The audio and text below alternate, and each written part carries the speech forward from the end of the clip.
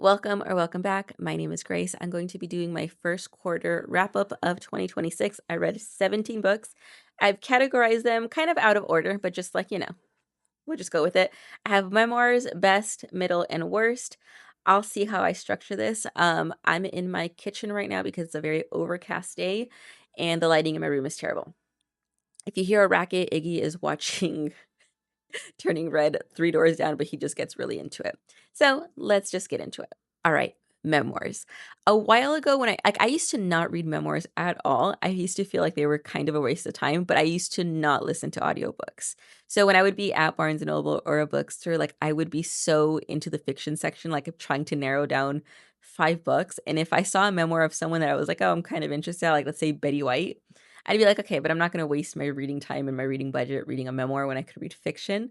So it's just like, it's something that I have changed in recent times, probably like the last 3, 4 years. And it's just more like I can get a book done while I'm reading. So that's kind of how I got into it, but I've enjoyed it. So I get into celebrity memoirs. So that's kind of this section. So first we have Rita Moreno. I think it's just self-titled. This book came out in 2011 and I feel like it reads very 2011 in the sense that back then, the only people that were going to be reading a Rita Moreno autobiography were her fans. Where now I feel like every celebrity, if they're writing a memoir, they're thinking of like, how would this look out of context? Like if someone just snips this little part, how is that going to look? So it was very candid. It was very honest in a way that I feel a lot of autobiographies wouldn't be today. So she talks about like her whole entire life starting off in Puerto Rico to where she's at now.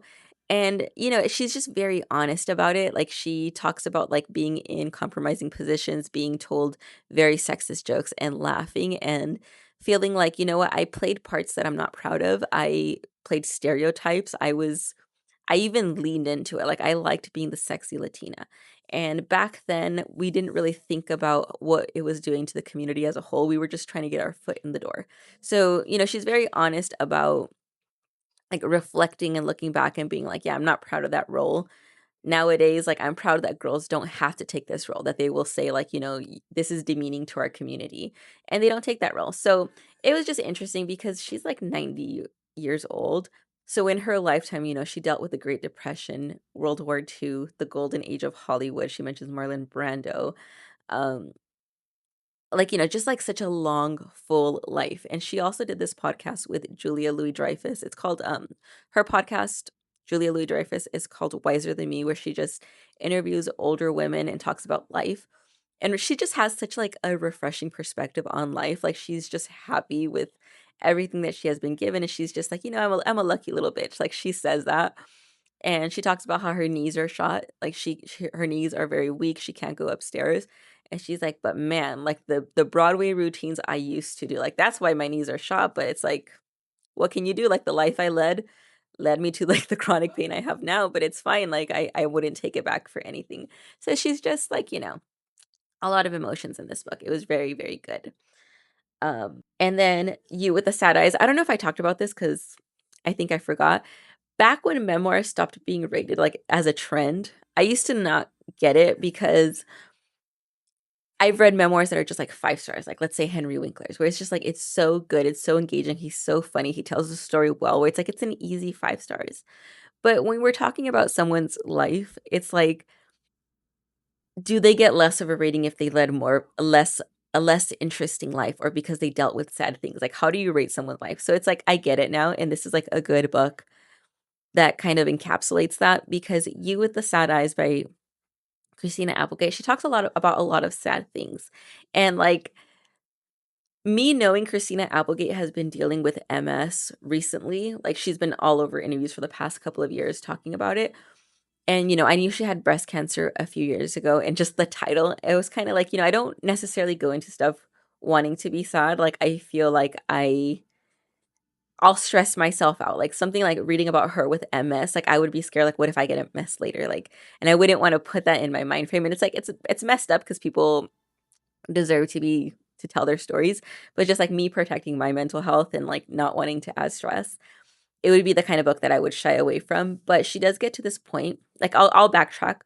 But she talks about how when she was like, I don't know, in her 30s, 40s, she got diagnosed with breast cancer And this was just like the era of toxic positivity where she felt like she had to go on stage, and she had a publicist, I think, that told her, like, just this is like the best thing that ever happened to you. Like, just like putting things life into perspective and being able to like just focus on her health and all those things. And she was like, and I went on the like probably I think it was The View, and I said that. She's like, and I felt really shitty afterwards because like it was not the best thing that ever happened to me. And this is as someone that has a lot of money, that has a lot of time where I can focus on my health. How is like a single mom in her 40s that has like high healthcare premiums dealing with breast cancer as she has to go to work, how would this be the best thing that ever happened to her? Like it just she felt awful afterwards having said that, having gone out. So when she got diagnosed with MS, she wanted to be honest about it because she's like, I don't like I want to do over from the breast cancer thing. Like I don't want to pretend like it's this great thing that happened. It's awful. It tears your life apart. You fear for the future and stuff like that. So it's like that is why she was so honest in this book. And just like the title, You with the Sad Eyes, she talks about her mother used to tell her, like, oh, you've always had sad eyes. And she's kind of like, you know what? I've always had a sad life. Like, let's be honest. Her parents split up when she was younger, and she became like both her parents wanted to be stars in their own right, like in more in music, but her Christina Applegate in acting, she's the one that brought home the money. So even though her mom would be like, if you want to quit, you can quit. And she did for a little bit. She was just like, that's how her family paid the bills. So, and she did enjoy acting. She just didn't necessarily enjoy the burden of having to bring in money. So, stuff like that. It was a really good book. I will say, like, she does have a very aggressive tone to her. Like, there was this part where she talks about like, she's just always like, "Nyeh, nyeh, nyeh, nyeh," like, that's her tone, and it's not terrible, it's just it is what it is, and it's a shorter book, so it doesn't go on for too long, but she talks about having physical therapy and how she broke her foot and she had to go swimming and keep her foot above water the entire time. So she was like, "Next time you're in a pool, like, put your foot above water and see how long you can keep it, because I had to do it for blah, blah, blah." And it was just like, "Dude, I bought your book. Like, I'm on your side. Like, why are you talking to me like this?" So it was like that was a little annoying, but still a good book. And then we have George Takei's book. This was a graphic novel, so not typically how I enjoy my audiobooks. And it was really sad. Like it is told from the perspective of a small child dealing with being a Japanese American during World War II and like not really able to make sense of the world around him. So he's talking about like, living in LA, and it threw me off because like the first point of like being in an internment camp for him was going to the Santa Anita racetracks. Like they were held, each family was assigned a horse stall. And it's just like I don't go to the Santa Anita racetrack. I just like I've driven by it like a million times. So like I know that now that they have a plaque in the racetrack talking about it and saying like, during World War II, like just kind of just like talking about it, at least like being honest about their role during that. But it's just like for me being in LA County, feeling like this was a lifetime ago, like evil can't like, and it's like obviously we have internment camps right now. But him as a small child, he really didn't understand the impact of what was going on. Like, to him, it was kind of fun, like, he had his brother, like, they had food, they were running around, he was with his whole family, like, 24/7, and he was with other Japanese Americans, but he didn't realize the magnitude of what his parents were losing, which is, like, that's what's happening right now with ICE internment camps, even if, like, you're on the other side and you think, like, "Okay, well, illegal immigrants, like, they shouldn't have come here, blah, blah." There's a lot of people in internment camps that have green cards that were doing things the right way, and their life is being torn apart while they're sitting there. Like, their rent is not being paid, their possessions are getting seized, they've lost their job, like, they're losing everything when just because, So it was very sad, but it was a good book. I'm so annoyed. I forgot one of the memoirs I read. Like, I forgot to include it, and I actually enjoyed this one a lot. It is Confessions of a Prairie Bitch by Allison Arngrim. Allison Arngrim played Nellie Olson on Little House on the Prairie. So just like the bitch on the prairie. And it's just kind of funny because this was obviously the show is from the 70s. I wasn't a huge Little House on the Prairie fan. But I am from the age before streaming, so there was just days you were homesick. There was a Little House on the Prairie marathon. It's just one of those shows that was always on at some point. So, so she tells her autobiography, and she has gone through a lot. And the thing that's a little like it threw me off a little bit. Like, I enjoyed her, and she actually has a podcast that I want to check out. Um, there's something like I love about older celebrities having a podcast when like they don't give a shit, like they're not trying to make it number one, they're just like their authentic selves. That's where her podcast looks like. But she talks about her life before Little House on the Prairie, and during, because it was a big part of her life. I think she started on it when she was 11 up until she was like 19, trying to get a role afterwards. And she just has like a good story to tell, but it does get sad because she is very honest that she was molested by her brother when she was a little girl, and talks about going to therapy about it. And her brother and her parents, once they found out, like it was just like she has a very comedic timing. Like, she actually went on to be a comedian. So she tells it like it's a funny story, but it's also just really, really sad because her parents kind of like they were always looking for money. They were looking for an angle for publicity. And so when this happened, or when they were found out about it, anytime they talked about it, it was kind of like they were seeing it from the angle of like, who's gonna pay to hear this story? And she's kind of like, yeah, whatever. Like, this is what my dad said, and it's kind of like it's supposed to be funny, but it's just sad that her family didn't take this seriously. And after she went to therapy as an adult and she confronted her brother about it, she thought he was gonna deny it, like so many abusers do, but he actually admits to it, and he was like, "Yeah, and it was like the best experience of my life." So it's like that wasn't the response she was expecting, and it was the worst kind of response. And so it's just like, there is that going throughout the book, like her coming to terms with it, dealing with it.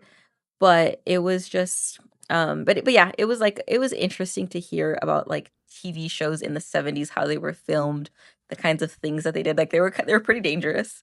Like, there was this huge scene where they had to be fall in a river, and the girls had to do it. Her and Melissa Gilbert. And I actually want to listen to Melissa Gilbert's autobiography too. There are so many Little House on the Prairie memoirs out, and Little House on the Prairie is actually getting a reboot on Netflix like this summer. So, I'm kind of like in a Little House mood. Um, but she talks about how like they had to fall into a river, she and Melissa Gilbert, and they were in wetsuits under their prairie dresses, and they just like and it was just like the working conditions. Like, they didn't want them to go to the bathroom because they were like, you realize like how hard it was to put you in this outfit. Now imagine getting it out and having to put it on wet. Like, do you really want to do that? And then Melissa Gilbert tells her like, just pee in your suit. And they do that, and like it's kind of funny. But when they talk about the river scene, they were told like, okay, it is a strong current. You're gonna like be dropped in at this point. At this point, there is a net. Downstream, there's another net, and then more downstream, there's another net, and there's like people throughout like to help get them out of the river. And they're little girls, and they're just like, okay, like, well, what happens if we miss the third net? And they're just like, you go over the waterfall. Like, I don't know what to tell you. So it is like it had good behind the scenes moments. So I so definitely enjoyed that memoir. All right, let's talk about the worst books. I only have two. One of them is called Jewel by Brett Lott. I've talked about this, I feel like, twice already, so I feel like it's overkill, but I'll just quickly recap. I did not like this book. In this book, you have a woman named Jewel. She has, I think, 4 or 5 kids. She has a very happy Southern family, and then her last child is born with Down syndrome. So she is talking about, and she's like very racist. That's kind of one of the things that I didn't like. The reason why I picked this book is, one, once I saw it was about a disabled child, because in literature and media, like it just like in life, like prior to the 70s, if you had a disabled child, they usually would tell you like you should institutionalize them, and you could visit them on the weekends. So in this book, I got the idea that she actually kept her daughter, and I wanted to see like what did that look like in the 50s, 60s, 70s, 80s. So that was like my thing. And also, it being written in 1991, I feel like books written in like the 90s, they had such a nostalgic feel to it. Like, it was very small. It wasn't like, I feel like books written today have to have like this huge thing to overcome, or like it's like very highs and lows, where books written in the 90s were just about life, about the human experience, and just very human and real. and that's kind of why I picked up the book. But the reasons why I didn't like this book is like her husband was awful, and it being in the 50s, she was one of those women where it's like, well, he's a good husband, and it's like her criteria was like he doesn't beat her. He was racist, and he did employ African Americans, but he called them the N-word to their face, and just like a lot to deal with. And like I knew reading it that at some point she was going to be like, you know what, being racist isn't great, but I just didn't feel like I had to read that much vitriol to get there, because it wasn't like it's just like it was unnecessary. It just felt very unnecessary.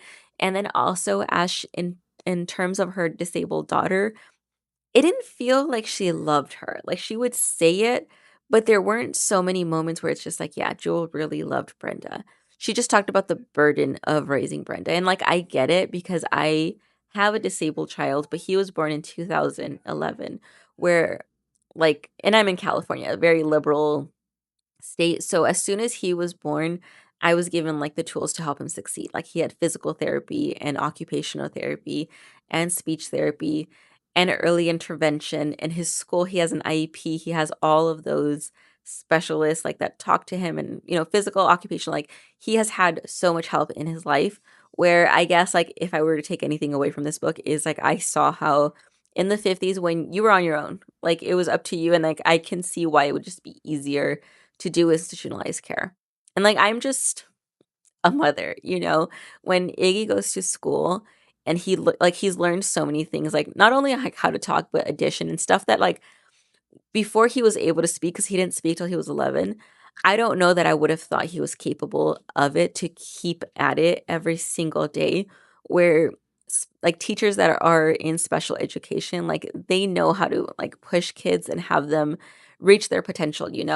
So in this book, like towards the end, she does eventually move to California because she sees that California wants to treat disabled people with respect. And they're just trying to get gym time at the local high school. Like that's how small their goals were. They were in this like, because when they were back home in Mississippi, there was no school for Brenda. Like it was just like, she had to get babysitters for up until they moved. Like there was no school for a disabled child. So that's why she moved to California, because there was like one specialized school, and this was like run by this billionaire that was his cause because his brother was disabled, and he was like, I knew he had untapped potential. That's why I created this school. So we see how they create a curriculum, and they are just trying to get their foot in the door to integrate these disabled kids with the high school. And it starts with gym time. And just like hearing things like, obviously, if they said the N word, they said the R word. And even Jewel would say it. Like, I love my R word daughter. I love her. Like, and it was just like, okay. Like, it was written by a man, is all I can say about that. The next worst book I read, and it's just like I gave this book too much of a chance. It is Bookshop Summer. I'll put it right here. I forgot the author. This book was free on Kindle. And I feel bad, but it feels like this is a part of a series. Like you can read them standalone, but if you like these characters, there are books, maybe like 3, 4 books where it has all these characters in this little world. And it is like this series was written, it seems to me, just based off one book for book readers, for people that love bookstores, for people that love just hi baby. Yep, stay home with mommy. You know what? I think talking about Jewel triggered Iggy. So he's like, stay home with mommy. Um, so like this book was written for people that love books, and I feel like that was the driving force for it. And it just like the plot fell a little flat because it was just trying to push this agenda instead of having a good plot on its own. So in Bookshop Summer, you have all these people that have gathered for a book club, and it's very loosey goosey. Like on one hand, they start reading a book together, and sometimes they don't. They want it to be more than a book club. They want to like either read to the elderly that can't read to themselves. It just feels like these people just needed a book club, and they overcomplicated it, and that's kind of what was like. It just felt like a senseless plot to try to make this bigger than what it was, and it was a big part of the book. You do have this character, I forgot, Cherry. She is a caretaker to her grandma. It's like they're not well off, but the money that they have had for because of different like life insurance, that the house was paid off. She's able to care for her grandma, but she feels like her life is on hold. So it did have like some honest portrayal about being a caretaker, and just, sometimes you have to do it. You get burned out. even though you're home all day, sometimes it's hard to clean and do the basic stuff when you're just worn out. So I had that going for it, but I just didn't like it. And it was like I forgot how it was titled, like, I'll put it here when I find it. But sometimes, like, it's this gave me the kind of book where it's like you feel like a part of the world, like, just a part of a community, a part of a world where it leaves you feeling happy. That's what I thought it was gonna do, but it just kind of irritated me.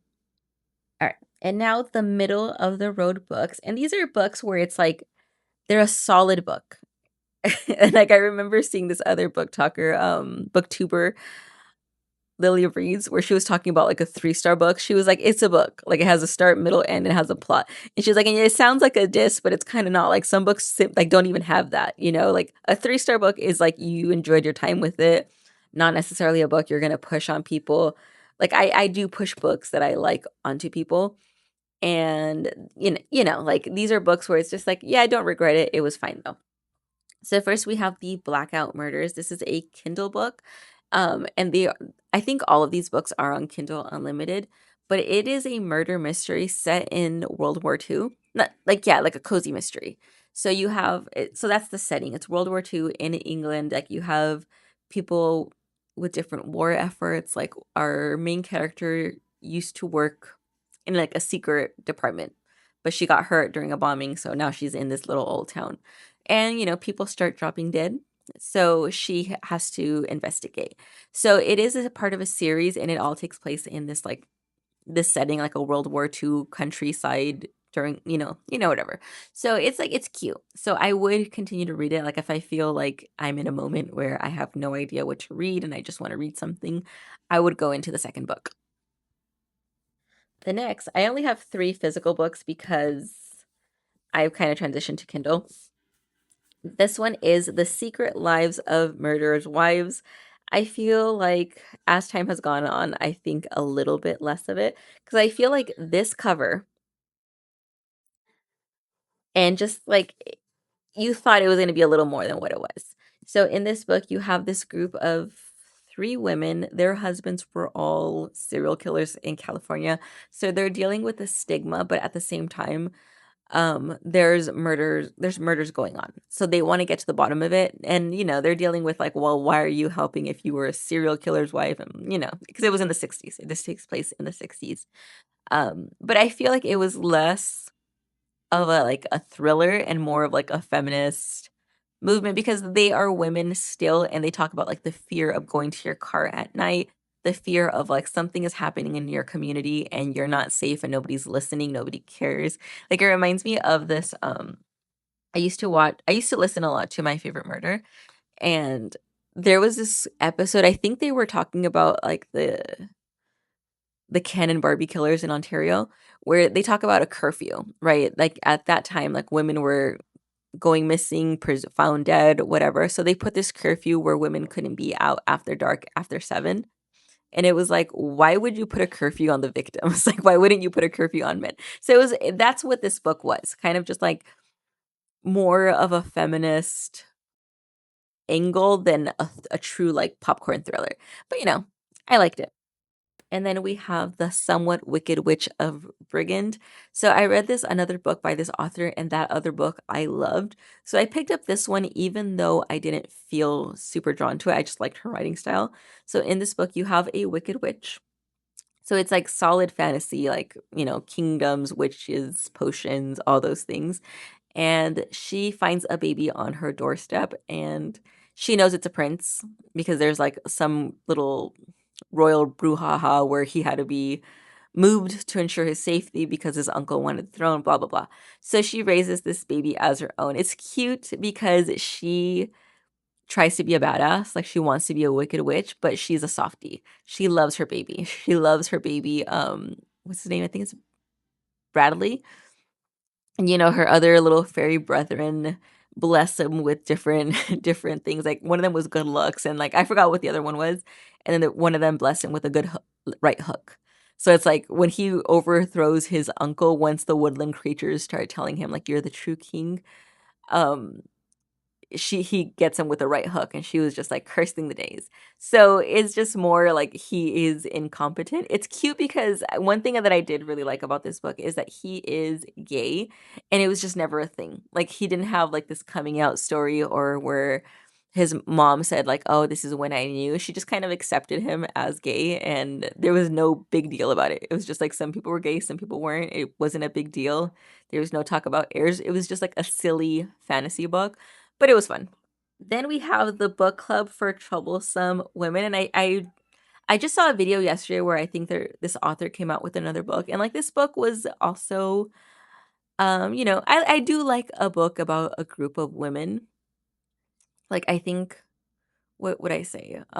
Lorna Landvik, Sisterhood of the Bonbons, or the Bonbon Sisterhood. I don't know. I'll put it here. But it's like that was such a good book about sisterhood, and this was written like in the 90s or something. But it's like I like a group of women, and this is what that book was. Like they are all in different marriages, different dynamics, and they all want different goals in life, but they're all married women in their in during the 60s. So, they're dealing with different things. One of them's very young, her husband's kind of a dick. One of them wants to go back to work, but her husband keeps getting her pregnant. And he's like, she's married to a good guy, but it's just like he's still a man in the 60s. So it's just like, women during that time. It talks about civil rights, about women's rights. That's all I remember. I did enjoy it and I would check out her other books, but it's like, it's a middle of the road book. And then we have Meet the Newmans. I feel like I rated this higher when I read it. Like, I don't know why I put it in the middle. I wrote this list like a week ago. In this book, you have this TV family in the 60s. So it was like Dell and Dina Newman, they were actors and actresses in their own right, but then they had a family and then they created this Leave It to Beaver type of sitcom show that airs every Friday, and it was so popular during the 50s, but now we are in the 60s and the show has mixed reviews, and they know that this show will end. Um so it's kind of like during the 50s everyone loved it, but now that we are in the 60s, some people feel like, okay, this show is so out of touch. Like they're just like having these stupid little mishaps while the world is on fire. So it talks about like civil rights going on at the time. You have Dina Newman, who she's aging, like she's like 43 or so, but this is the 60s, so she starts thinking about like, you know what, like I do love being a wife and mother, like I wouldn't change anything, but she sees how her femininity and sexuality had gotten her ahead in life, and now that she is in her 40s, she realizes how little agency she has now. So it has like a lot of things. You have this young reporter that becomes kind of like Dina's frenemy. Like she's writing on the Newmans, but as Dina needs her help for something, they're in each other's lives. And the reporter just reminds me like I'm a millennial. She reminds me of just like very Gen Z, just very annoying. Just like her mother, I forgot this girl's name. I think Julie, I don't know. She her mother loved Dina Newman. She was always like, "Oh, I would love to have Dina's life. I love Dina's kitchen and blah blah blah." And instead of being like annoyed at her mother or annoyed at the show or patriarchy in general because she saw her mother struggling in certain things, she just took it out on Dina Newman. She was like, "You're the reason why my mother thinks like life is a fantasy and why she wishes this and why she wishes that." And just like very misplaced anger. So like dealing with her dialogue was a little painful.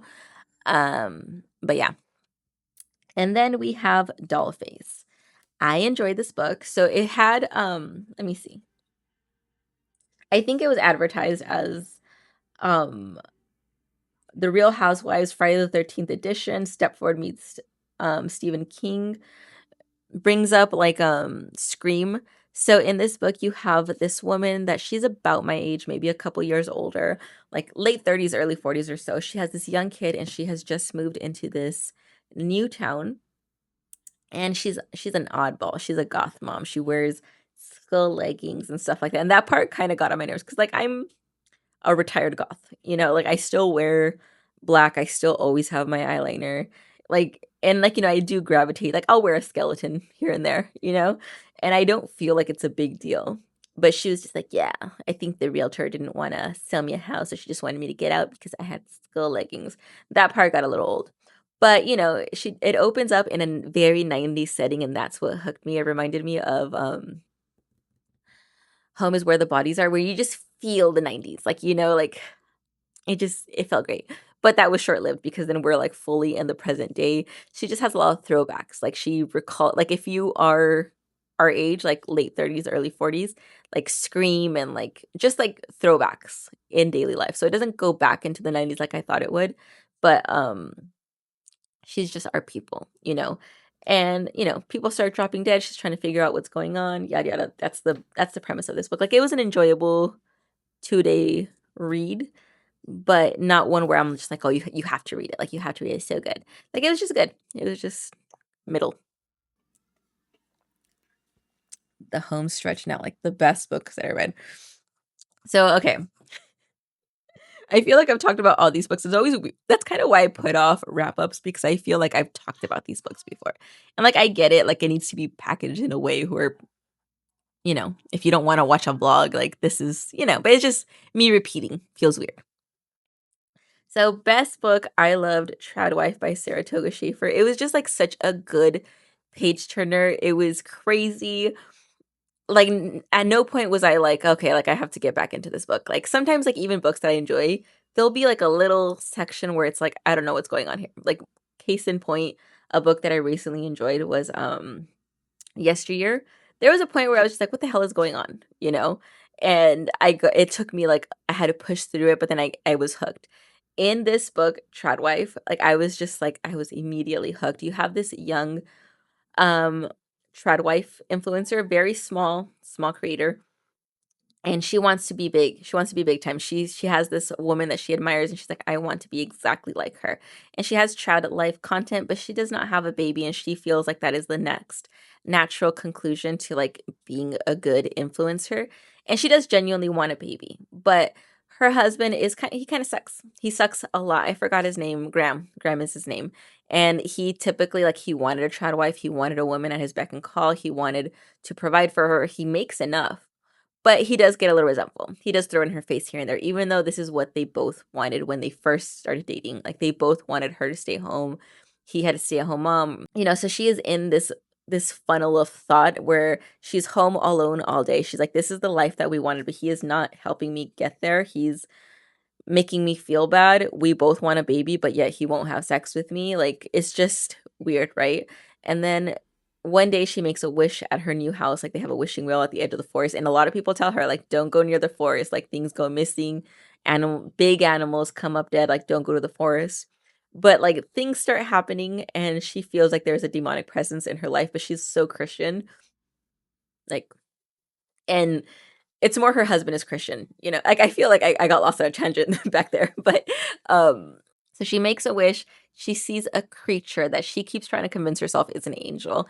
She winds up pregnant, and this pregnancy is not normal. It's not normal, like, it's progressing way too fast. She has weird cravings, like, all the typical horror stuff, but it's just like, her husband is so hateable. You have the element of social media where it's like she built her life on social media, so how can she hide from her audience?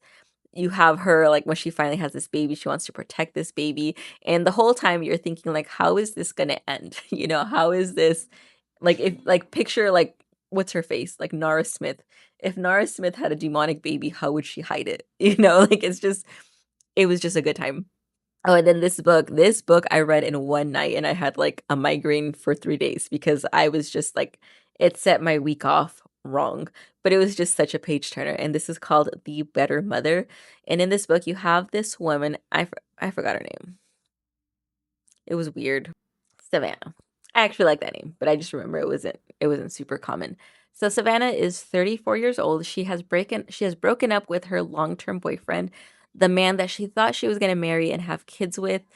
They broke up. So she starts, she's recovering from that. She's like going through the breakup, and then she decides to start dating. She's casually dating, and she's finally getting like a lease on life. Like, kind of like, okay, I don't see myself with these men I'm dating, but I'm finally having fun. Boom, she wakes up, she's pregnant, and she's trying to deal with what happened. And it was this one night stand with this guy, or like she had hooked up with him, it just wasn't a relationship.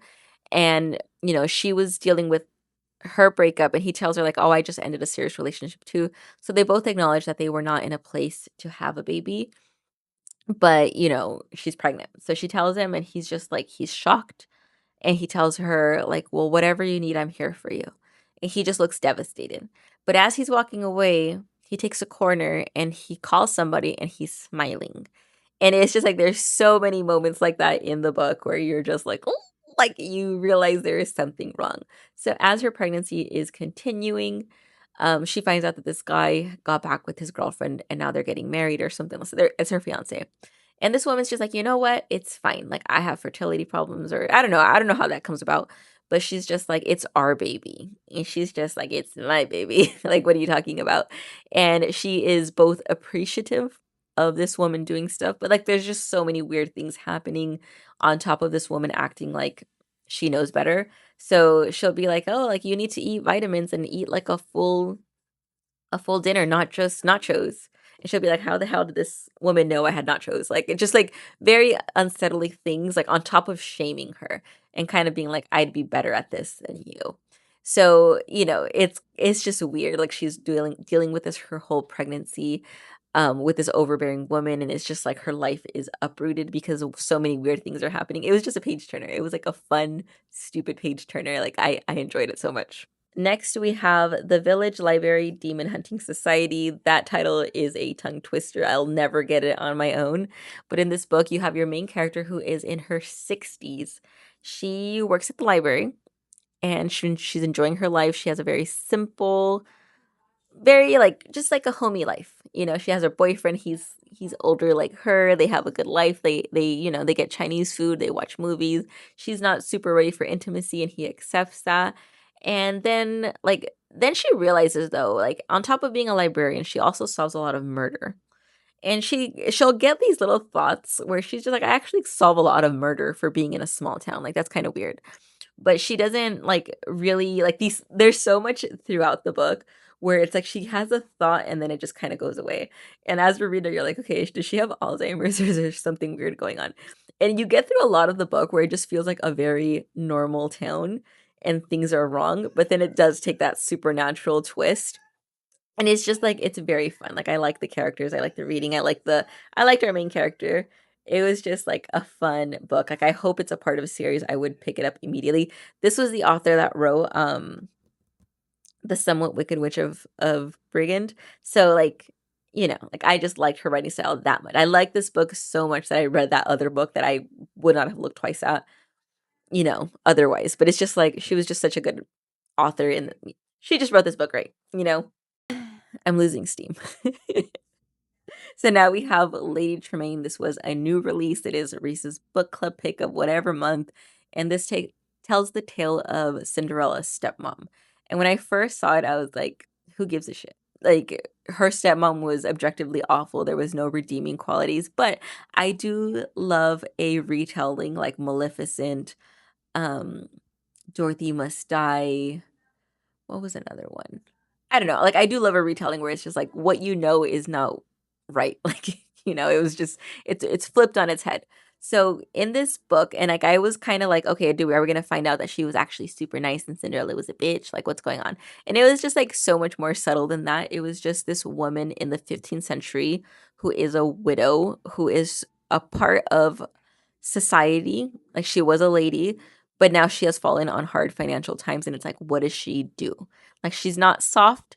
She's a little bit like hard, but she's hard because life is hard. Like she needs to get her daughters married. She needs to get them safe. She needs to get them with a roof over their head and set up for life for when she can no longer take care of them in this time frame where it is like, life or death. Like nobody's coming to save you type of deal. And Cinderella in this book, I forgot I think she's called Ellen. She is just like a stupid girl. Like, and she's not evil, she's not mean, she's not bad. She is just a 16-year-old girl who has been told, you're a lady, you're gonna marry someone great, and you're not gonna work a day in your life because that's beneath you. And you'll be good. And she cannot comprehend that her circumstances have changed. So it was good. It was a page turner. It was a page turner. It was interesting. And it was a good retelling because it reframed what you thought you knew, you know? It reframed what you thought you knew without it being crazy, you know? And next we have An Ancient Witch's Guide to Modern Dating. This is the last of my best of picks. So in this book, you have this witch who was living in God knows when. She was the village witch. She had her problems. Like she was just her parents her father left the family. The mother was obsessed with like a certain potion to catch a man. She had her sister who disappeared when she was young. So she's dealing with all that. And then she was like, damn, like now I am almost 40 years old and I have not had a relationship since my early 20s. I don't know what to do. So she goes to a village matchmaker. Things happen and she ends up in the modern dating scene. And it was just like, it could be a very corny concept, like an ancient witch in modern times, like using Tinder, but it was just so much fun. Like it was written well. It was, you know, you know who she's gonna end up with, but it's just it was fun. It was a fun read, and like I do not like romance typically. Like I don't even feel like it was um a romance. It was more like a woman coming to terms with her insecurities, and it was just like a fun little. It was fun. It was just fun. I don't even remember if it was a mystery. I just remember that I had a good time reading it. All right, so that is my first quarter wrap up. 17 books total. I'll see you in the next one.